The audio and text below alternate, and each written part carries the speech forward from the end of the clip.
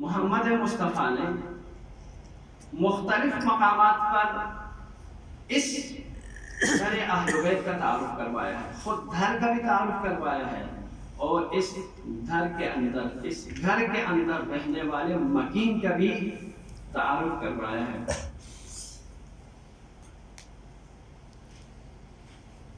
کہا کہ یہ در کوئی عام در نہیں ہے، یہ در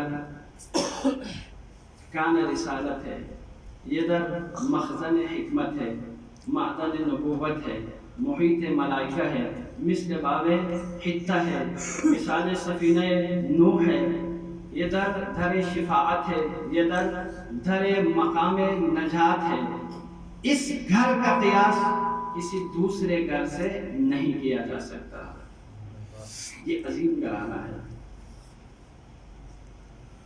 تو عزیزو، جب مکان کی یہ عظمت ہو تو یقیناً مکین کی عظمت اس سے بہت بلند ہے۔ کبھی انفرادی طور پر ایک ہستی کو اٹھا کے مولا علی سے لے کر امام حسن سے لے کر جناب زہرا سے لے کر امام حسین سے لے کر باقی ائمہ تک ایک کا تعارف بھی کروایا ہے، لیکن دامن وقت میں گنجائش نہیں ہے کہ ہم انفرادی تعارف کے پیچھے لگ جائیں، لیکن کبھی اجتماعی تعارف بھی کروایا ہے اہل بیت علیہ السلام کا۔ بس ایک حدیث پر اکتفا کر کے انشاءاللہ زحمت تمام کرتا ہوں۔ معروف حدیث ہے، آپ سب کے سامنے ہے، میرا گلا بھی ساتھ نہیں دے رہا، بالکل ہی بند پڑا تھا، لیکن مولا کا کرم ہوا کہ میں بول رہا ہوں۔ تو رسول خدا صلی اللہ علیہ وآلہ وسلم ام سلمہ کے گھر تشریف فرما ہے اور کہتے ہیں کہ انی اجد فی بدنی ضعفا، کہ میں نے اپنے بدن میں کمی محسوس کر رہا ہوں، درد محسوس کر رہا ہوں، مجھے چادر دے دیجیے۔ جناب زہرا نے چادر تطہیر رسول خدا کو دے دی اور رسول خدا وہ اوڑھ کے سو گئے۔ اتنے میں امام حسن تشریف لائے۔ امام حسن نے کہا، اماں جان، میں اس گھر کے اندر نانا جان کی خوشبو محسوس کر رہا ہوں۔ تو اس وقت جناب زہرا نے کہا، جی بیٹا، آپ کا نانا جان اس چادر کے نیچے تشریف فرما ہے، لہذا آپ اس چادر کے نیچے چلے جائیں۔ لہذا امام حسن نے اجازت لے لی اور اس چادر کے نیچے چلے گئے۔ اتنے میں امام حسین آئے اور امام حسین نے بھی اسی طرح سے اجازت لے کے اس چادر کے نیچے چلے گئے۔ اس کے بعد امام علی علیہ السلام تشریف لاتے ہیں، امام علی نے بھی اجازت دے لی اور اس چادر کے نیچے چلے گئے۔